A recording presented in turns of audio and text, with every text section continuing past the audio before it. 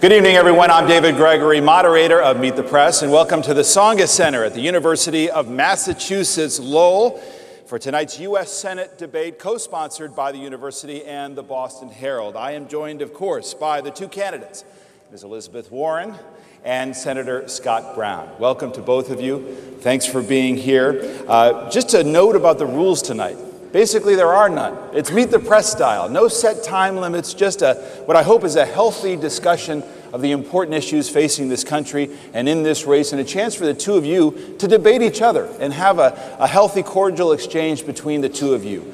There's a lot to get to. I know I speak for all of us when I thank the university and all of your supporters and detractors for being here tonight.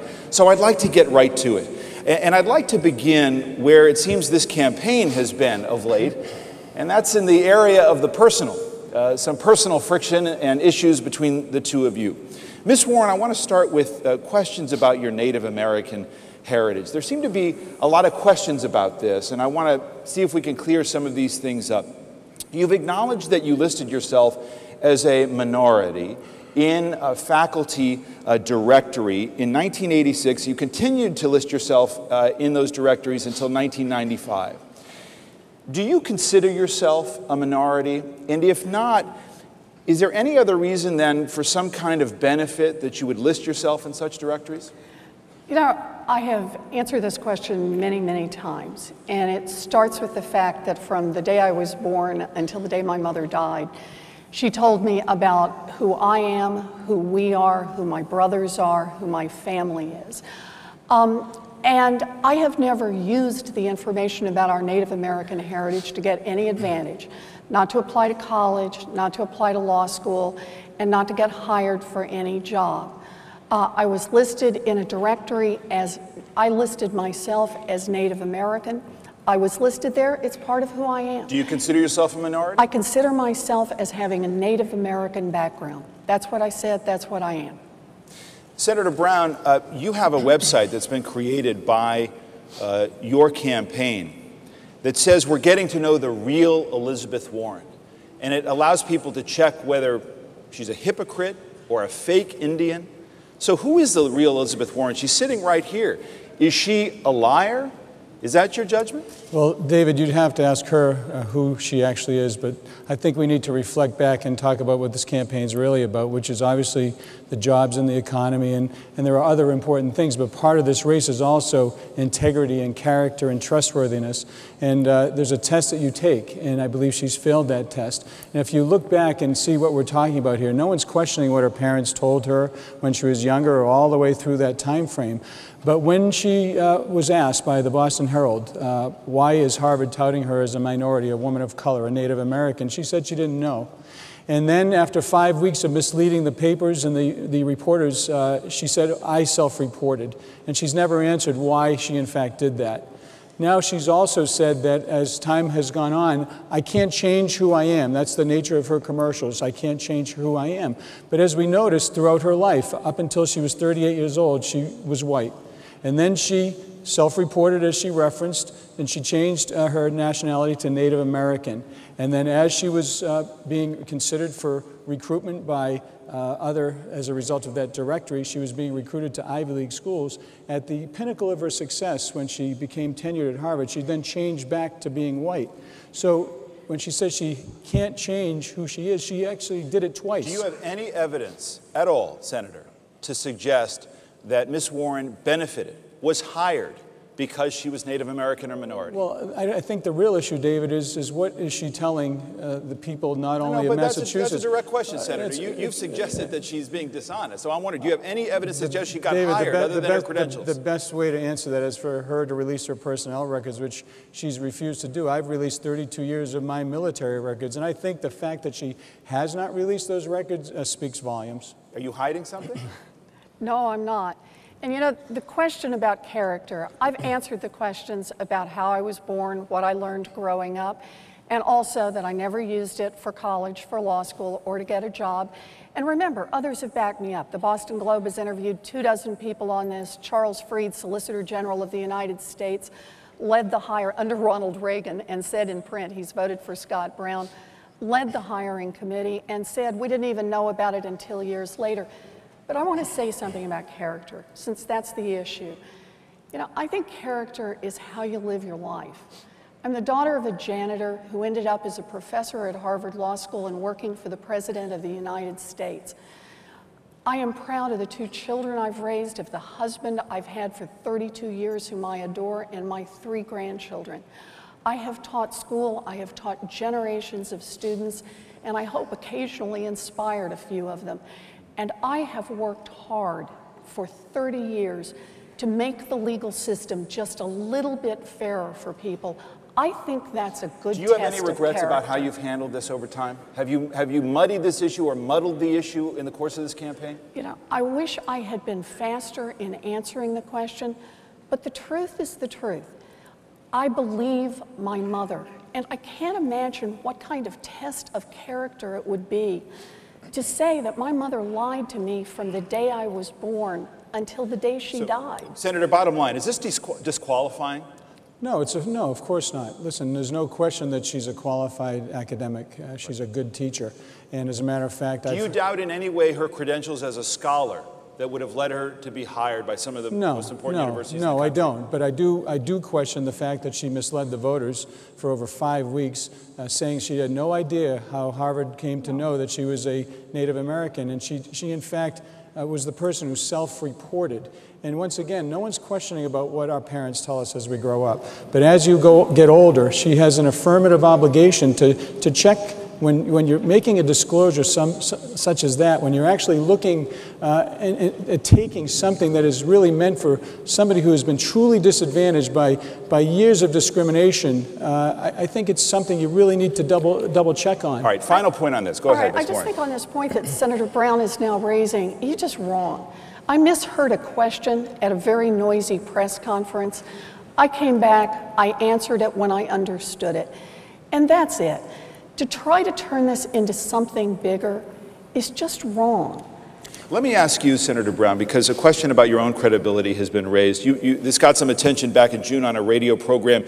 You talked about having secret meetings with kings and queens and prime ministers in your job as senator. You said in your campaign you misspoke, but in fact, this is something that you said on multiple occasions. Were you guilty of exaggeration here? No, David. Actually, I was trying to make a point that when we're talking about the economic issues from meeting with people who are in leadership positions in other countries, and you've met a lot of the same people I have met, they talk about jobs and the economy and the fact that the number one thing we need to focus on is jobs in the economy, from those wealthy and important leaders all the way down to the poorest farmers. I never met the poorest farmer either, but it's about presenting a scenario where we can point out that there are very serious issues affecting our jobs in the economy. But let me talk about mistakes. I've made mistakes, David. I will make more mistakes. As a matter of fact, before I got elected, on my victory night, I said my daughters are available on national TV, and that was a pretty good mistake.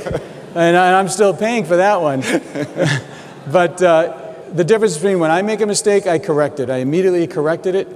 Professor Warren, when she made a mistake and really misled the voters of Massachusetts, it's not she didn't hear the question. This went on for 5 weeks of people of the media asking her specifically how they came to know that she was a Native American. And she responded to that. I got to ask you this. He always calls you Professor Warren. Do you think he's needling you, trying to cast you as an elitist professor in the eyes of the voters? Does that bother you? It doesn't bother me. Can I just say something? I worked hard for this, and it doesn't bother me. Listen, the Boston Globe reported today that she's very proud of being a professor. Whenever I see my professors from school, I say, hello, Professor Gittleman or Professor so-and-so. It's certainly meant, she's earned the title. She is now a sitting professor at Harvard Law School. You both have done legal work as attorneys, and there's been some discussion and charges back and forth about clients that you've represented.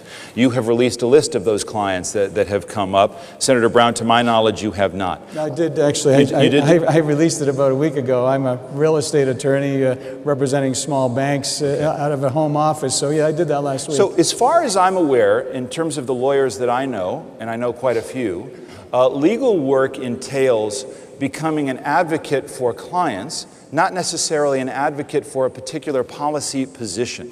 Is there a reason that you two doubt each other based on the clients you've represented, that it should somehow be an issue in this campaign, Ms. Warren? Well, actually, let's start with that disclosure part. I haven't seen a list of Senator Brown's clients. All I know was that Senator Brown said at a press conference last week that somehow over the last 25 years, while he's been out there working in the public interest and representing people here in Massachusetts, that he also was representing banks and mortgage companies. But I haven't seen a list of those clients, and I didn't realize that it had been made public. Is that right, that there's a public list now of all the clients that Senator Brown had and the work he did for them? Professor, with all due respect, the only person that's required to provide a list is you, when you actually have to provide it on a yearly basis to Harvard. And when asked if there was in fact a list, you said no, there's no list. Well, we find out that there is in fact a list, and apparently she's released it tonight. I made it very clear last week. People know that I am a real estate attorney. I have an office in my home. I represent a couple of small cooperative banks, and I represent the United States government as a JAG. But David, no, if I may, the real issue here is we want to talk about clients. The real client here and whose side you're on and the corporate representation, it is important. You asked if it's important. It is. Because throughout the routine that Professor Warren has been saying throughout this campaign, she's out there representing the little guy. She's out there representing the workers. LTV Steel is a company that she represented in an effort to deny union workers, coal miners, their health benefits. She got paid a 5-figure salary, and she was on the side when no one was watching, and when she had a choice to make, when the cameras weren't rolling, she chose to side with the steel conglomerate. In addition to that, Travelers Insurance, she got paid almost $250,000 to represent a large insurance company, one of the largest in our country, to actually hurt victims of asbestos and deny them the benefits. Now, she'll say, oh, I was setting up a trust. There's no way that Travelers Insurance is going to set up a trust and work for the victims when, in fact, they're paying her as a hired gun. Before Ms. Warren responds, hold on one second, 2 points. Have you released what exactly you did for those clients? I've already said it publicly. I don't know how much more public I have to get. I was asked, yeah, I'm a real estate attorney. I do closings. Okay, and I'm also a JAG. I work with the Army. Here's my follow-up question, and I framed it just a moment ago. Do you believe that as an advocate, as an attorney, she was actually adopting the positions that she took, or was she making an argument on behalf of a client, just as you would do as an attorney? Sure, there is a distinction, is there not? That's a great question. But when the lights aren't on and the media's not looking, you have a choice. And to take the client or not? Listen, she had the choice to take this client. She got paid $250,000, almost $250,000. But you're not suggesting that lawyers agree with every client that they take on. Is that fair? David, all I know is in this particular instance with LTV Steel in particular. It's a straightforward question. You're an attorney. You think attorneys agree with every position that they take on for their clients? I think that attorneys have an absolute choice. They can absolutely deny. To take them or not take them? Absolutely. Ms. Warren, respond, please. Well, so I want to start with what Senator Brown is trying to do here. Doesn't want to have to talk about his votes, so he just keeps making charges. We're going to get there. That's not fair. We're going to get there. So he just keeps making charges. And let's start with the question about the cases that he says I've represented. You know, I'm a teacher. I have been out there as a consumer advocate. I've been writing books. I've been working in a field. And from time to time, I have taken on a client. And I have done it because there was an important legal issue at stake. For me, it was about protecting individuals. It was about protecting employees. It was about protecting homeowners. It was about protecting people to make sure they didn't get run over, often by banks, and that the system really continued to work for them. That was what I did. And I've done it I worked with Senator Kennedy for 15 years in this field. I wrote books, and I even went to the United States Supreme Court. For Senator Brown to say that my work hurt asbestos victims is just simply not only not true, it is in exactly the wrong direction. I've been out there working for asbestos victims for years, including going to the United States Supreme Court to try to protect a $500 million judgment for them and to try to make sure that there's a system set up so that people who have asbestos-related diseases, which continue to show up year after year after year, it gets in someone's body, they don't know for sure whether they have it or not until sometimes years later. a way for those people to be compensated. The asbestos victims have stood up and said, Senator Brown is wrong, and he has crossed a line. These are the people whose fathers have died, whose uncles have died, whose cousins have died, and they are the ones who are being attacked by Senator Brown now. He says— It seems the charge is that as a consumer advocate, as Yes. you are, was it a mistake to take on these clients, corporate clients in this instance? Absolutely not. I would do it again, because what I was out there doing was trying to help protect the asbestos victims. The asbestos workers know that. The lawyers for the asbestos victims have described Senator Brown's charges as deliberately dishonest. Even the Boston Globe has described them as misleading. I was out there working for asbestos victims. I went all the way to the United States Supreme Court, and if I had the chance, I would do it again. You obviously don't, you're because obviously it's not the right agreeing. thing to do. David, with all due respect, Travelers Insurance Company is not going to pay $250,000 to Professor Warren to be a hired gun to work for the victims. So that's laughable. Let's get that right out. The victims Can we just say on this one, this was insurance company versus insurance company. Two insurance companies were fighting in the United States Supreme Court. If one of them won, then the asbestos victims would have a chance to get another $500 million in payments, and there would be a device to pay them over time. David, once again, with all due respect, she got paid, the victims of the asbestos cases got 1/40 of what she got paid. Some of them have never received a penny. It's laughable to think that she was working for the victims to set up a trust so these people get paid. A lot of them have not been paid to this date, and they got 1/40 of what she actually paid. But let's assume that she's correct on the asbestos matter. The LTV steel is a whole different situation. For the union workers listening and watching, I'm a union member. There's only one person in this race who's been fighting for union issues, and that's me. She had an opportunity to side with the little guy.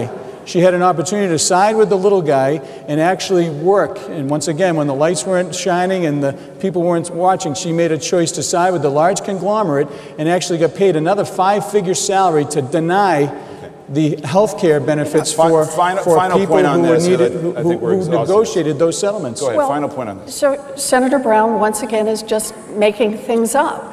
The reality is that in the case of the coal companies, which he's talking about here, and Black Lung, that everyone was going to get paid. It was a question of protecting a particular legal principle, but everyone was going to get paid.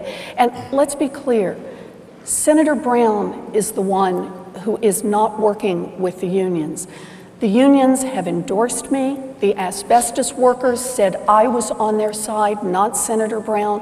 The coal workers have said I was on their side, not Senator Brown. And he can't change the facts. Excuse me, just one final thought. Senator Rockefeller, when she was advocating for that, said if that legislation, unfortunately that effort did not prevail, that's why the people got their benefits. Had she prevailed, they would have unraveled the benefits that these people were going to receive. I think voters have gotten a sense sense about both sides of this. I want to talk about national politics here. And I can tell you, living in Washington and traveling and reporting around the country, and I think you both know it here in Massachusetts, there is such disgust with Washington because of dysfunction, because Washington doesn't work. So a question about bipartisanship here. Senator, let me ask you this. You've said of Mitt Romney that he's one of your strongest and earliest backers. He said, this is a quote from you, "When it comes to dealing with the economic issues, there's no one I would trust more than Governor Romney." Would you be a reliable ally of a President Romney?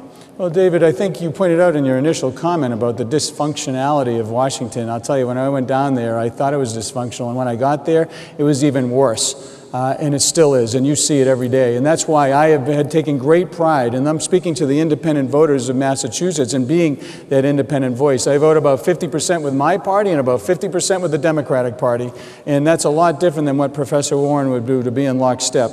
So to answer your question, I don't work for anybody. I don't work for President Obama or Mitt Romney or Mitch McConnell or Harry Reid. I work for the people of Massachusetts. That's what being an independent is all about. And a good idea is a good idea, regardless of where it comes from. And that's evidenced by my voting record in being named the least partisan senator in the United States Senate. But it is striking that you support President Romney, Governor Romney for president, I assume. Well, as I said, he's going to, when it comes to dealing with the economic issues, yes, absolutely. But we're two different people. I mean, But you'd be a reliable ally when it came to his economic plan. Listen, it comes down to what the issue is. It's difficult to get on his economic plan, because you said there's nobody better than him, that no one I would trust more than Governor Romney. Well, I also would like to read the bills, as I do, because a lot of people don't read the bills down there. I want to read them, see how they affect Massachusetts, our country, our debt, and our deficit, and vote. I am a reliable vote for the bill, and that's evidenced by my voting record. But it is striking that if you look at some of your campaign ads, the figure you see is President Obama, as you're touting your work with the administration of President Obama.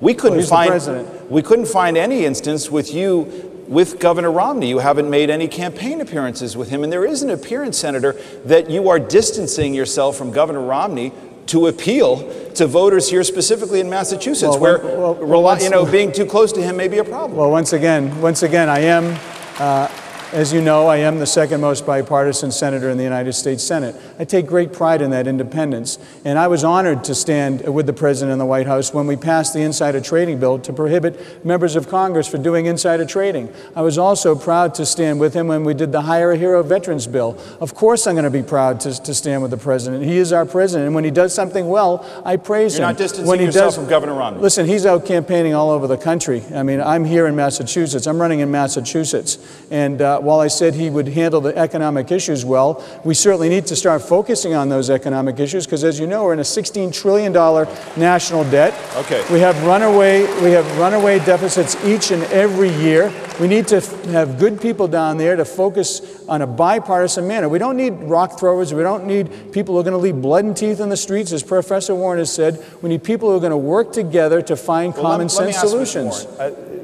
In this state, the legacy of Senator Kennedy is well known, and part of that legacy is being willing to compromise, working with Republicans. Can you name some Republicans in the Senate today that you are able to work with on big issues, substantive issues that the country faces? Oh, I think probably Richard Lugar would be one that would come to mind, but let me... He's not going to be there. He's not going to be there. So who else could you name, Senator? That is a problem. Let me do this one slightly. Let me just Let me just ask the question, though. Are there any Republicans who are actually going to be in the Senate that you feel you could work with substantively and compromise with? Look, it depends on what the subject matter is. Let me give you an example. On the question of Fannie and Freddie, we're going to have to Fannie Mae and Freddie Mac, GSEs who guarantee 90% of the mortgages in the country. The Republicans have said across the spectrum, we need to revise Fannie and Freddie. I think they're right. And I think that's an issue on which I can work with virtually every Republican in the United States Senate, because it's an important issue for financing mortgages for people across this country. And it's something I can do. And let me say, I've actually had experience working across the aisle. When I first went to Washington was during the financial crisis in 2008. And I was the head of a bipartisan commission, Republicans and Democrats. We took on some of the most difficult and challenging issues facing the country. We made reports and recommendations every 30 days. And I'm very proud to say that about half of our recommendations were unanimous. We started with a basic principle that we could agree on about what was happening during the crisis or a particular problem, and we worked out from there to build something that was useful.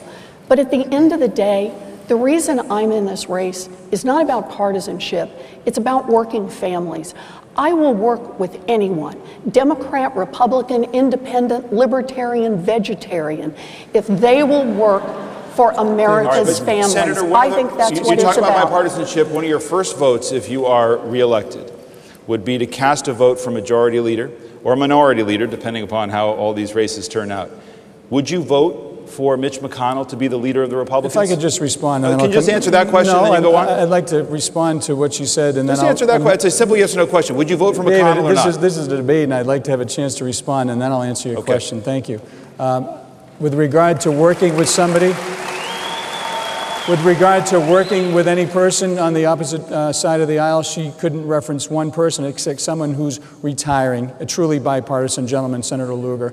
I have a history since day one. My third vote was voting for Harry Reid in the president's jobs package. I have a history of working across the aisle, 54% with my party. Every other member of the delegation is 93, 94% and above. Professor Warren would be 100%. Now, when it comes to dealing with the majority or minority leader, I've already let it be very clearly known to Mitch McConnell that I'm completely disgusted as to what's going on down there. And he has a lot of work to do to earn my vote because I don't work for him or Harry Reid. That's the beauty of being independent.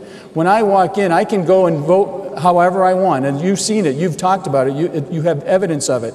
There's absolutely no evidence that Professor Warren would be voting and working across the aisle because no other member of the delegation right now does it. Very few members of the Democratic Party right now do it. Thank goodness we have people like me and others like me, Senator Snowe, Senator Carper, Senator Collins, Senator Lugar. There are other people down there who can actually get things done. So undecided about McConnell. Undecided. I've already made it very clear with them. So I'd just like to say two things. The first is that when Senator Brown talks here in Massachusetts about how very bipartisan he is and how very independent he is, he's sure not saying the same thing when he goes around the country raising money in this Senate campaign. He goes around this country, and what he says to people around this country is that they should contribute to his campaign because if he's reelected, that increases the odds that the Republicans will control the Senate and that he can block President Obama's agenda. So let's just be honest about what's going on here. Warren, given his votes, do you believe that his goal is to block and obstruct President Obama's agenda? On economic issues, I absolutely do. In fact, I can do the examples. Okay. Let's start with, we had 250,000 people unemployed here in the Commonwealth of Massachusetts last fall, and President Obama put forward a jobs bill. The first jobs bill would have supported 22,000 jobs here in the Commonwealth. Senator Brown voted in lockstep with every other Republican, no, and we didn't get the jobs bill. A few weeks later, there was a jobs bill to prevent the layoffs of teachers, of firefighters, of police officers all across this Commonwealth and across this country. Senator Brown voted in lockstep with the Republicans, voted no, and we didn't get that bill through. Excuse me, David. Weeks after that, there was a third jobs bill. It would have supported 11,000 jobs, mostly in construction, to repair transportation that we needed.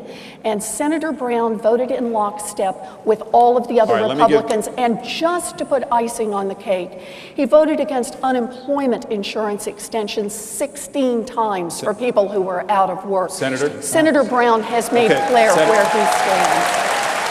Go ahead, Senator. Thank you.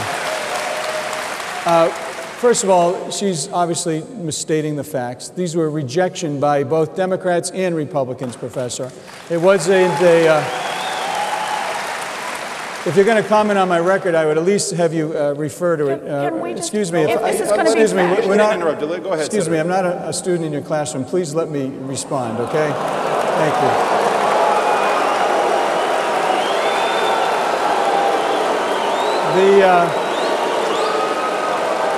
With regard to the jobs bills, they were rejected in a bipartisan manner, number one.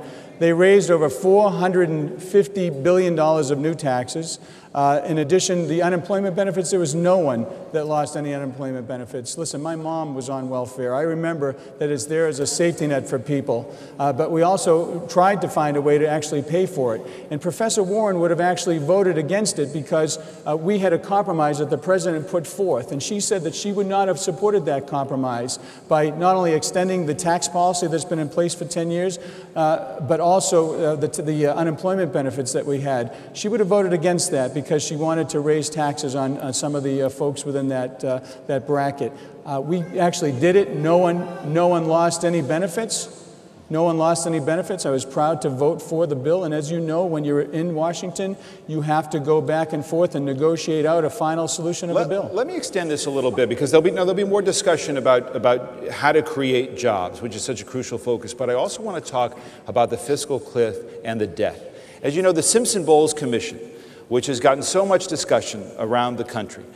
Senator Simpson, Erskine Bowles, former chief of staff, and they came up with a plan that said, look, we got to cut $4 trillion of the debt, and here's how we're going to do it. We're going to cut spending to the tune of $3 trillion, but we're also going to deal with the tax code. We're going to broaden the base. More people should pay taxes, they say. We should eliminate some of these exemptions and deductions. And so we're going to get $1 trillion from that. And in the process of doing that, we're going to lower rates for everybody. And about 10% of that, we're going to pay down the debt. Why is that not a common sense, practical solution, Senator? Because you have not said whether you'd vote up or down on Simpson Bowles. You have to ask Harry Reid why it never came up. Bottom line is these are bills that we have a lot of great ideas and a lot of discussion, but we can't get them to the floor. Well, but you never said whether you'd vote for it or not. I'm asking you, why is that not a common sense approach? I have said that I think evidenced by what I've already done, I would keep an open mind and work with any people of goodwill down there to make sure that we can actually get something done. Because as you know, the president commissioned that study, and then he gave a State of the Union speech and put out a budget and didn't do anything on that. We haven't had a budget in the Senate for 4 years. We need to actually get our fiscal and financial house in order, and there are many things that we need to do. Revenue increases a realistic approach and an appropriate approach if you have that kind of trade-off. $3 trillion in spending cuts and some revenue increases to pay down the debt. You know what the problem is, David, is every single time they say in Washington, people have a feeling that they don't raise taxes in Washington. They raise taxes all the time. We have a health care bill that's raising 18 new taxes. We have other taxes that are going into effect on a daily basis. We have a very, very serious spending problem in Washington. They're like pigs at a trough. Right. But can you really cut your the more money you give Washington, the more they're going to spend it. Can you simply cut your way to a balanced budget? I'm not going to be raising taxes on any Americans in the middle of a 3.5-year recession, because as the National Federation of Independent Businesses, the foremost independent business group, said that doing the proposals that Professor Warren wants to push will cut 700,000 jobs nationally and 17,000 in Massachusetts. We're talking about lowering marginal rates, getting rid of deductions, I'm happy to keep an open mind and certainly look at the proposals, but they're not coming forward. So new revenues would be on the table for you. Are you talking about closing deductions and loopholes? I've already closed the ethanol subsidy. I've already done that. What about the mortgage interest deduction? Of course not. That's something that's actually going to help middle-class families. If we want to do this and we want to do it right, you can't be pitting groups against each other and individuals and businesses. You need to actually put them all on the table and sit down together in a truly bipartisan manner, and that's the difference between Professor Warren and me. Go ahead. That independent voter to be able to get down there and work with people on both sides of the aisle, as I've actually done since I've been there. Ms. Warren. So what Senator Brown doesn't want to talk about is that he has signed an extremist right-wing pledge never to raise taxes on millionaires and billionaires. That's the Grover Nordquist pledge. David, if I may comment on that, he wants to extend the Bush tax cuts for everybody, right? That's exactly millionaires, right. Billionaires, and people who make less than $250,000. Let's just watch how that has worked out. So, for example, the Buffett rule, the idea that billionaires should pay at least as much in taxes as their secretaries do. Scott Brown, along with every other Republican, voted no and said no, it was fine with them if billionaires paid less than their secretaries do. Oil subsidies. The oil companies made $137 billion in profits last year. And yet, when the vote came up to get rid of the oil subsidies, Senator Brown voted in lockstep with all the other Republicans to say no. We're going to let them keep the subsidies. That's just wrong. And then the big vote, this is the really amazing one, just about a month ago, when the question came up about letting the Bush tax cuts expire, Senator Brown voted to say that he would let taxes rise for 98% of the families here in Massachusetts and 97% of the small businesses. He would hold them hostage unless there were tax cuts for the top 2%. Let me press you on a matter as I did to Senator Brown. I'd like a chance to answer. I think that's just the wrong approach. I'd like a chance to at least respond. You will respond in just a moment, Senator. I'm also trying to, press both sides here on what you're saying, okay? That's, I hope, one of the reasons that I'm here. On the question of Simpson Bowles, yes. Would you accept $3 trillion worth of spending cuts, painful as they may be, if you got some revenue increases. Is that not a fair approach? So the point of Simpson-Bowles, let me just do this at different levels. Simpson-Bowles using a balanced approach that we must have cuts and we must have revenue increases, I completely agree with. I think that is the right approach. It is a moderate, sensible approach, and it is not the approach that Scott Brown and the Republicans have used. But President Obama didn't follow that approach either. They've said, no, he is trying to use a balanced approach because he has put forward proposals that would increase revenues. Senator Brown and I both submitted our economic proposals to the Boston Globe, who sent them out for independent economic analysis. I want to get him to respond, but you just talked about that. Senator Brown, respond to what she said previously. I just wanted to ask you that specific question. It's been so much. I'd like to have an opportunity to actually go one by one. On oil subsidies, if anybody thinks by raising taxes on our energy producers is going to be passed off in terms of savings to motorists in the middle of a 3.5-year recession and with the high cost of energy coming out, it's not going to happen. They're going to pass all of those off to our motorists and homeowners, and everybody knows that. If you want to have a comprehensive discussion about energy, then we should have it. Wind, solar, nuclear, hydro, geothermal, coal, siting, permitting, conservation, and true all of the above approach. She's against the Keystone Pipeline, which is union and non-union jobs to help us stabilize our energy in this country. She's also against she's also in favor, obviously, of wind and solar, but we need more of an approach in that. So let me just talk about the Buffett rule as well, because I had to write down the various things. The Buffett rule, it funds the government for a day. It makes a great soundbite, but it funds the government for a day. But more importantly, we have our own Buffett rule here in Massachusetts, David.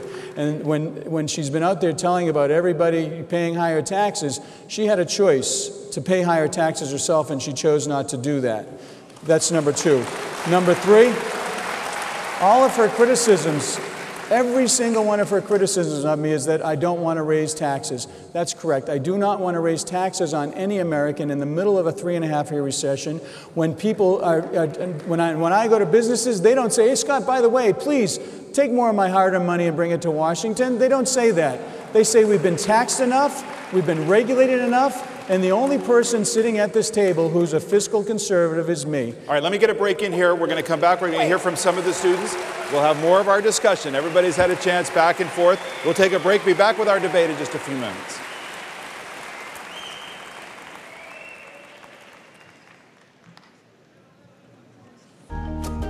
I developed new science and technology for soldier protection. I've won 4 Grammys. I started Android, and ultimately we sold that to Google. Students from UMass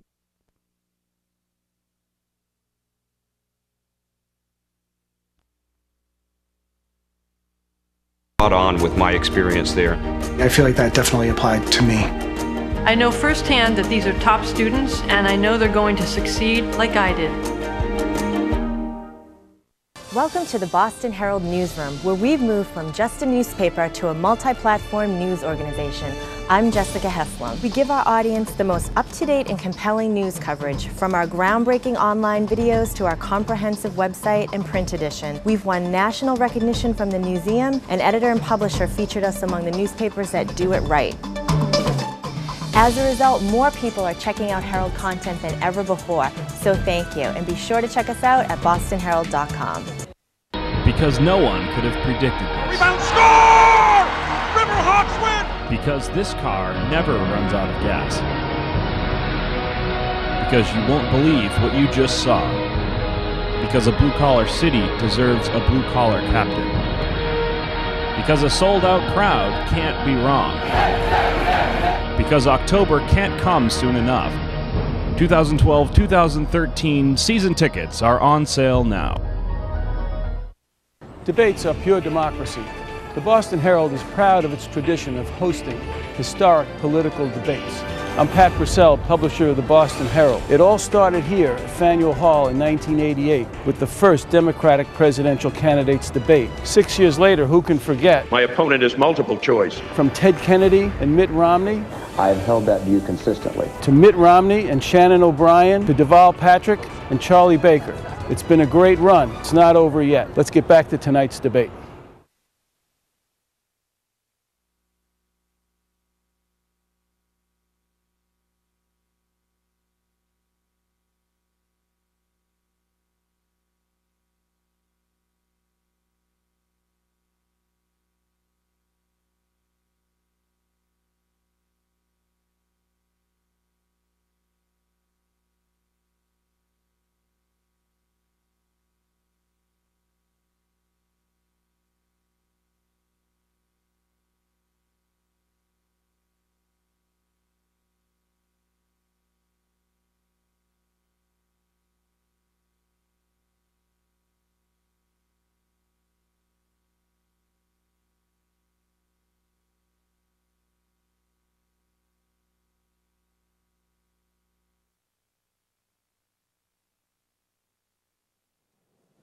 We are back at our U.S. Senate debate, and we have Elizabeth Warren and Senator Scott Brown. We're talking about the economy generally and how to create jobs. It's been a big issue and certainly a concern to some of the students here at UMass about job creation in this very tough economy that you both are dealing with on the campaign trail. I want to introduce Mary Kate Hazel, who has a question as a UMass student, and I'm going to turn it over to her. Please take the mic and ask your question, and Ms. Warren respond. Good evening. My name is Mary Kate Hazel, and I'm a senior here at UMass Lowell studying history and political science. In May, I will graduate in this very arena. I'm not scared of growing up or going out into the real world, but I am afraid that I won't be able to find a job. So my question for you is, if elected, what specific programs or policies will you propose or support to help students like me find jobs after graduation? Good. It's a great question, and I think the answer has both a short-term part to it and a long-term part to it. In the short term, we've got an economy that's still struggling to recover, and that shows up in lots of different ways. And it's why I support Jobs Bill. The president has proposed a jobs bill. It's part of his proposal for getting this economy jump-started. Why? Because a jobs bill will put paychecks in people's hands and get work done that we need to get done. Repair roads and bridges. Once we've got those paychecks in people's hands, they spend them in the local economy, they spend them with businesses, that creates more demand, the businesses hire more people, and that helps the economy get going. In the short run, I think it's exactly the right thing to do, and I was very disappointed when Scott Brown and the Republicans blocked it. But in the long run, I think there's another answer, and that is how we create jobs for the future. And I believe the answer is we have to invest in the future. We have to make this a great place to grow jobs. And the way I see that is we make those investments in education, in roads, in bridges, in water, in power, in research, in the things that give us all of the energy going forward, so that this is a good place to build jobs. And I'll put one little last part in it. You're in a great state when you're in Massachusetts, because Massachusetts is on the cutting edge of what we can do in new energy, in clean energy, in building innovation and tech. We're doing it in biotech. We're making the new advances for the whole rest of the country, for the whole rest of the world. We can invent it here in Massachusetts, and we can build it here in Massachusetts.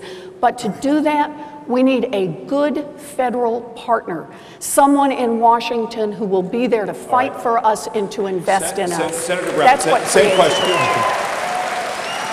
Well, thank you for your question, and obviously congratulations and good luck. We live in the greatest country in the world, and we live in one of the greatest states in the country.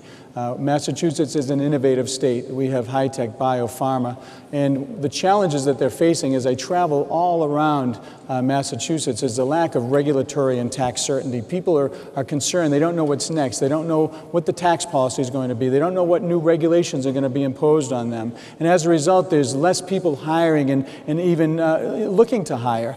As I was with Diane Henry, who is an unemployed mom of 4, she tries she's been trying to find jobs. The first time in her life she's on food stamps.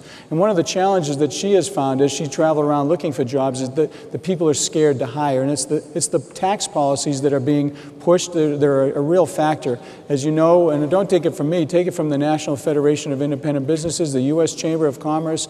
A lot of the proposals that are being pushed by Professor Warren are jobs-destroying messages. And as a result of that, there's a lot of people just not willing to move forward and hire and grow. What I have done, I've been very active on that front. We just passed a bill called crowdfunding. I would encourage you to look it up. It allows you and others to help raise up to $1 million online with investors. If you go to the Cambridge Innovation Center and go to WeFunder, it's a new financing tool for people like you and others to actually create jobs. The Hire a Hero Veterans Bill, it's something I worked on. I was proud to be at the signing ceremony in which the President signed the bill to allow our veterans who are fighting for jobs actually get hired by people who are actually coming back from serving our country. There's many other efforts that we've done throughout the time period, but the key is, in order to get these initiatives passed, you need to work together to do it. You can't be taking and raising taxes and have more and more spending when we're in a $16 trillion debt, because that's the biggest concern that I have, is the fact that you are not going to be able to pay back all of the amazing amount of debt that you're incurring. One of the other big issues in the economy, as you both know, is this question of immigration and the need for immigration reform. When do we get to do a response here? Ms. Warren, you both had a chance to respond to the question. You laid out your positions. You have gotten a chance to respond to these issues. In the interest of time here, I want to keep moving here. You had a chance to adequately respond to each other, because immigration is really important, and I think you both know it. The president has said it's one of his biggest regrets that it didn't get passed. I want to introduce another student, Vladimir Saldana, who has a pointed question on this very issue. Go ahead. Good evening, everyone. My name is Vladimir Saldana, and I'm a business, finance, and management student here at the University of Massachusetts Lowell. My family is from the Dominican Republic, and at the age of 16 years old, I was fortunate to become a U.S. citizen. For those young people who are not as fortunate as me, I want to know if you support or oppose the DREAM Act, and can you please tell us why or why not? Just to be clear, so everybody understands, the DREAM Act is an opportunity for the children of undocumented immigrants to get legal status in this country. Right. Senator Brown, you have called that, just to be clear here, you have called that close to amnesty or a form of amnesty. So you would not support that? Well, first of all, let me just say that congratulations on becoming a U.S. citizen. And let me tell you that I am in favor of full legal immigration. I have been working on that since being in the United States Senate. And with regard to the DREAM Act, yes, I don't support it. It's a form of backdoor amnesty. It's a form of backdoor amnesty. And okay, please go ahead. Continue your answer. I'll give you a chance to respond. Yes. We need to improve our legal immigration system. And this is a difference between Professor Warren and me. She's in favor of in-state tuition for people that are here illegally. She's also in favor of driver's licenses for people that are here illegally. She's opposed to the Secured Communities Act that will keep our citizens safe. And she's not in favor of securing our border. Now, these are things that we're very, very different. When it comes to the actual DREAM Act, are there things that we can do? Certainly. But we need to be able to have the debate. And they won't bring it up for a debate. They want to bring it up, push it through without any debate whatsoever. And the key to getting anything done on immigration, as I've been trying to do it, the H-1B visas, working on increasing quotas so we can do it legally, is we can't take a class of citizens that are here illegally and move them ahead of the 4 million people that are trying to do it legally. Ms. Warren.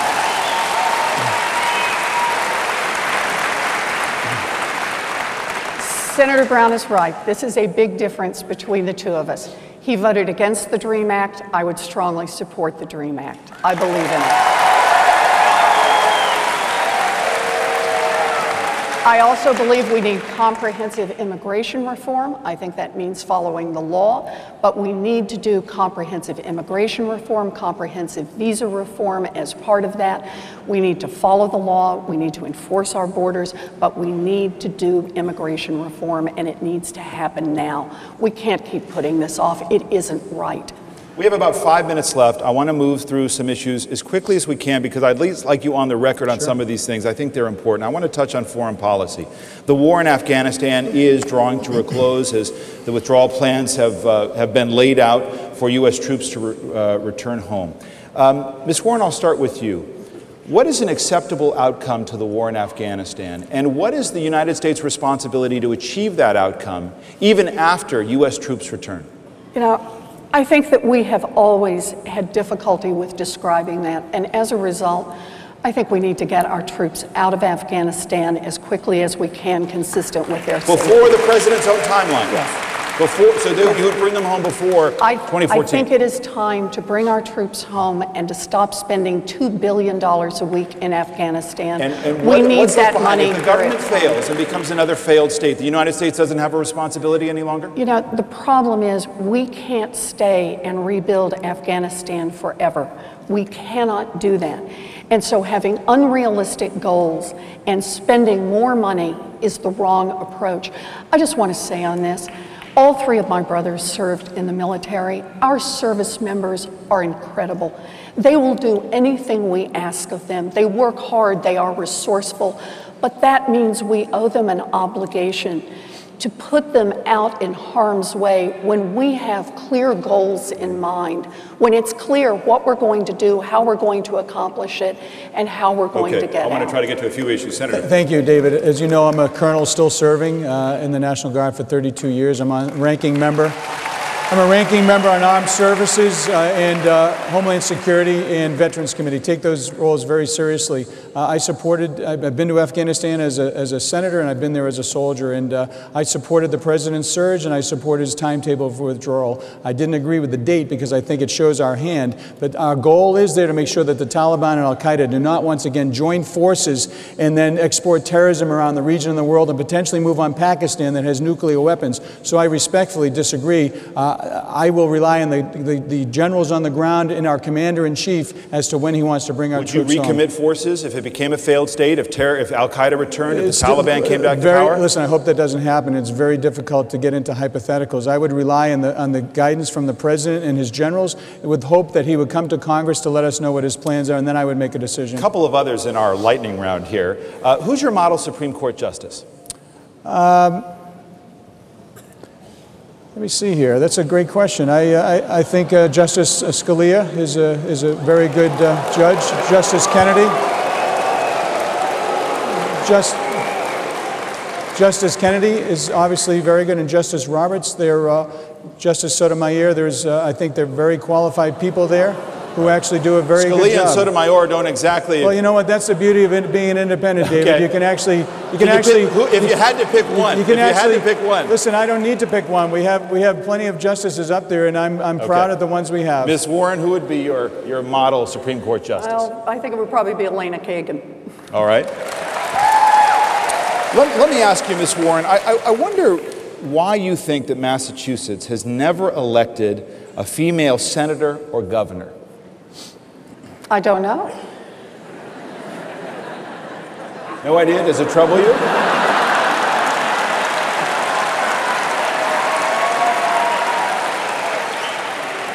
Well, right now I'm trying to do something about that.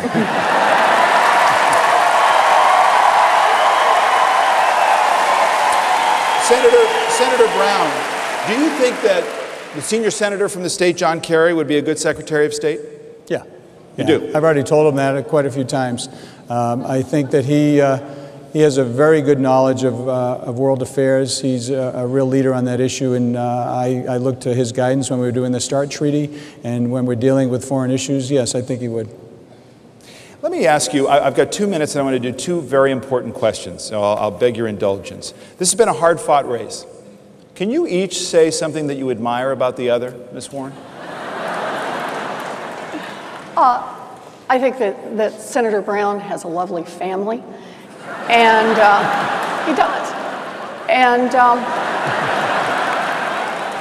I agree with him when he ultimately voted to get rid of Don't Ask, Don't Tell. I think he was right on that, and I agree with him very much.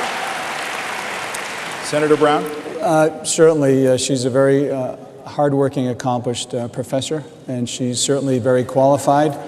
She has a very hardworking family as well, and as a matter of fact, she is such a good professor. And I've heard from parents who have actually had their kids being taught by her, and they said she's wonderful. So I'm going to do everything in my power to make sure that she can continue to be in that position. So I saved the most contentious for last. Oh, come on. What are you talking about? The worst Red Sox season in decades, I hate to tell you. So, Ms. Warren, does Bobby Valentine deserve another year, or should he be fired? You know, I had such hopes for Bobby Valentine. I'm still just in wounded mode on that one. Right. But should he stick around? Should he be given another chance, or should he be fired? You know, this is the back page of the Boston Herald we're talking about tomorrow morning. Come on, you got to commit. Then I give him another year. Give him another year, let Senator. him build it. Let's see if he can Well, I remember in the beginning of the season that Professor Warren said the Red Sox were going to win 90 games, and obviously that hasn't happened, and it's been very, very disappointing. I'll leave that up to the Red Sox management, but certainly we need to do better next year. You're not going to commit one way or the other? No, there's a lot of problems, and they need to work it out for themselves. Okay. We want to move to our closing statements, and we're going to begin with Senator Brown. Thank you very much, David. Obviously, thank you, and thank you for Professor Warren, and thank you for everybody who is here, obviously participating and listening, and those of you at home who are also watching. Listen, I'm from here. I grew up here. I married a Waltham girl. I went to school here, and I'm, aside from my marriage to Gail of 26 years and the birth of my 2 kids, being your United States Senator has been the greatest honor I've ever had in my life. And I've tried to do exactly what you sent me down there to do in the people's seat, as the people's senator, to read the bills, understand them, see how they affect Massachusetts, our country, our debt and our deficit, and vote. You sent me down there to be the independent voter and thinker, and I've done exactly that. I'm with 50% with my party, 50% with the other party, working to try to find people of goodwill to move our country forward. And this election is about doing just that, because we're going to have some very, very real challenges right now. The challenges are getting our economy moving, getting our debt, our deficit, taxes, spending, jobs, national security. And you need people down there who will actually work together. And that's what I've been doing, and I need your vote. I can't do this alone. And thank you very much, David, for holding this. Okay. Ms. Warren. So, thank you again. Thank you for holding us. Thank you for all being here. You know, I'm not a professional politician. This is the first time I've ever run for public office. I got in this because America's working families are just getting hammered. And Washington is rigged to work for those who hire an army of lobbyists and an army of lawyers. Senator Brown he has some good votes, but too often when it comes down to it in the hard votes, he stands with the millionaires, he stands with the billionaires, he stands with big oil companies. He's not there for people who are out of work. He's not there for women who want access to birth control covered by their health insurance. He's not there for seniors who are hoping to pay for prescription drugs. I don't want to go to Washington to work for millionaires and billionaires and big oil. I want to go to Washington to be there to fight for working families and small businesses. That's what this is all about for me. Elizabeth Warren, thank you very much. Senator Scott Brown, thank you. We want to thank our sponsors, University of Massachusetts Lowell and the Boston Herald, as they shake hands. And I'm over here somewhere. Don't forget to vote November 6th. Thanks very much. Good job.